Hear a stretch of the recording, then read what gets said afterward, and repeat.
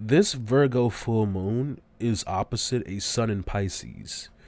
If we look at the chart, we see that the sun is separating from a conjunction to Saturn, which would be indicative of an end to a long period where Saturn was a significant influence, uh, especially in having to play the role of the martyr or the self sacrificing person. See, the Virgo Pisces axis is about looking at little details versus appreciating the bigger picture. It's about planning ahead versus flying by the seat of your pants and seeing where the adventure takes you.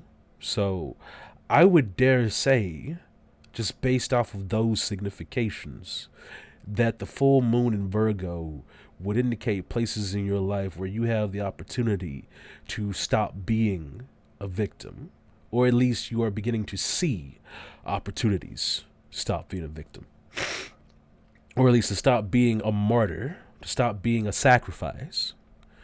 Now, the moon is applying a trine to Uranus. That would indicate to me that you are gathering details at this time, that you are planning how to stop being a sacrifice in some regard. Uh, Planning on how to get clarity in certain areas. Because oppositions being of the nature of Saturn indicate necessities, because the moon in her full visibility at this time is making it perfectly clear what her wants and demands are, and how these wants and demands are separate from but related to the demands that the sun is carrying out. So, for example, if you have this full moon taking place in your first and seventh house, you're going to be asking yourself, how have I been sacrificial for other people? And what are the fine details that I can employ to uh, give to myself to preserve my own health? And how does my own health interact with the well being of the people that I serve? If you are like me and you have Libra rising and this moon is taking place in your 12th, 6th house axis, you might be taking a long introspective look at your mental health, at your spiritual health, like actually doing what some would consider to be the impossible, right? Like you might be taking a look at the finite details about matters that they don't lend themselves to finity, if you will. Because spiritual matters, nebulous matters associable with the 12th house don't exactly lend themselves to fine details easy, do they?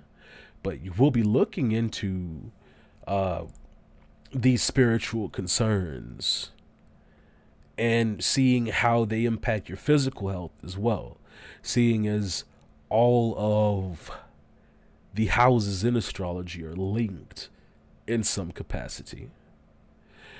What will happen for you will vary, but as long as you remember that right now, it's a matter of trying to find the details that let you know how everything is going to work out in your favor versus taking a deep breath and being okay because you know that you're going to have to swim for a while, but you know that you'll be coming back up for air.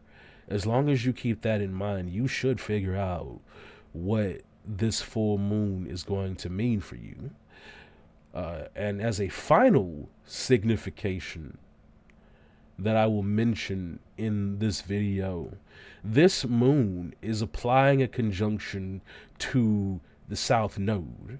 So that would indicate to me that one of the best things you can do to facilitate this progress, this process of stepping into a newer, better version of yourself, is taking a look at old habits.